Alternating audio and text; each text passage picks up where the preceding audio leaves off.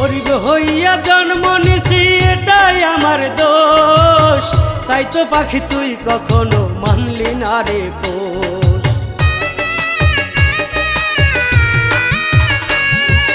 গরিব হইয়া জন্ম নিছি এটাই আমার দোষ, তাই তো পাখি তুই কখনো মানলি না রে পোষ।